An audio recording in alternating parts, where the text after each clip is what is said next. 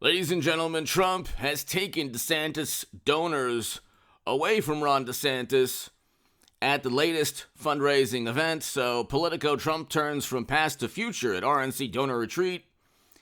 And you can look at the fundraising that the money that he made after being indicted. And you can look also at the RCP 2024 poll numbers. The average, Trump is up 1.7 points over mashed potato brains. And after he was indicted, an Economist YouGov poll, Trump is up 1 point over Biden. Trump is the only president, the only person in American politics who could raise money, raise $8 million after being indicted, and in a national poll be up over the incumbent mashed potato brains. Okay, we know why. It has nothing to do, the hilarious thing is that when Democrats look at Trump, they see this monster, but they don't see the record low poverty in 2019 because they don't care. They don't see the record highs in household median income in 2019. They don't see the real wages up. Okay, we had real wages up under Trump. Real wages were not down under Trump. They were up. Okay, we had inflation at 2% when he left office. Now real wages are down. Inflation is 6 to 7%. So, and we were not 90 seconds to midnight according to the Bulletin of Atomic Scientists. So all of these bad things that are taking place right now, we didn't have under Trump. Now you could... if you're an imbecile, you'll blame Trump for his last year in office and say, oh, he didn't, do this or that. It's like, well, he doesn't have control of Democratic governors who tanked their states. Shutting down the economy caused toilet paper runs, and now we have bank runs. The two are directly correlated, okay? Now we don't have our military might has always been tied to our economic might. That's why Trump renegotiated trade deals, okay? And he focused on tariffs. Okay, Biden's administration does nothing of the sort and just allows an invasion to take place. It's now over a year, and it's the most tragic, devastating military conflict in modern world history. And it's under Democrats. And now we could have possibly, God forbid, another invasion with Taiwan. The reason is because Biden's foreign policy is a catastrophe. You had a greater emphasis by European leaders like Macron to prevent hostilities in Europe from taking place before they took place than Biden. Democrats do not care. And I have said this like a million times. They don't care about the good things that took place under Trump. They don't care about the traditionally liberal policy accomplishments or, the great objectives or accomplishments that Trump was able to, that took place under Trump's administration. The record low poverty, the fact that we had the first president to step foot in North Korea, a Doha agreement which ended a quagmire that Biden helped start 20 plus years ago. And then he completely botched that withdrawal. It called for a May 1st, 2021 withdrawal. I mean, I started on the left. I was the biggest Bernie Sanders booster on the internet, according to the Huffington Post. I was the unofficial scribe of Sanders' most hardcore voters, according to the Washington Post.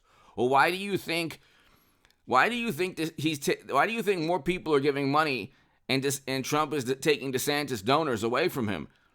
Because people like myself, who are not always conservative, became more conservative because of Trump.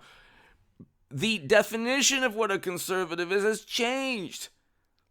Now it's somebody that is pretty much a libertarian on most things, like live and let live, but you don't want endless military conflict, and you want a great economy. You talk about economic justice and all of these issues. We had record highs in household median income. Every demographic group did better under Trump. That's why he's defeating Biden after having been indicted. Biden's policies are horrendous. They're terrible. We have real wages down, inflation through the roof, because Biden went after oil and gas companies. Then he got sued. Then inflation went up. Then he flooded the country full of 200 million barrels of strategic petroleum reserves and begged other countries for oil, whereas Trump wouldn't have done that. He allowed an invasion to take place in Europe. Trump wouldn't have done that. He would have pushed for some kind of negotiated settlement and peace deal, or a ceasefire at least, after hostilities started. What is wrong with that? What is wrong with the president that wants to stop an invasion from ever even taking place through diplomacy? I thought Trump was the authoritarian. He's obviously not. Hit subscribe to this channel right now. I will have a live stream tomorrow evening, ladies and gentlemen, at 9 p.m. So be here at 9 p.m. Sunday evening. Okay, you might, by the time you watch this, could be Sunday anyway, but Sunday evening I will have a live stream. So definitely hit subscribe. And things are going to heat up in terms of politics. You know, Trump cannot be stopped. And to read my writing also in The Hill, The Huffington Post, Salon, The Jerusalem Post, The Federalist, and other publications, go to hagoodman.com. Go to Contact Goodman88 to be part of a newsletter. And go ahead, ladies and gentlemen. And the super thanks is below, and my Patreon is below as well. He can't be stopped, okay? So they're going to have to probably try to indict him 2 or 3 more times. Once in Georgia, once with the special counsel for obstruction. It'll just make him more popular. Okay, Democrats have reached a point of diminishing returns, and now they've actually committed crimes with Hunter and Hillary, and I think Hillary will be the 24 nominee, but she did commit crimes owning servers outside the U.S. government. It's an infinitely greater crime than anything Trump was ever accused of. You can't have servers outside the U.S. government siphoning classified data and top secret intel. It's not even, from a cybersecurity perspective, even possible. And then you have Hunter and Joe, like serious felonies, working with very shady and corrupt corporations around the world, promising influence. There are emails where Hunter promises influence, where influence is asked of Hunter on behalf of companies, and where Joe gets 10% of all their earnings, and Joe lied.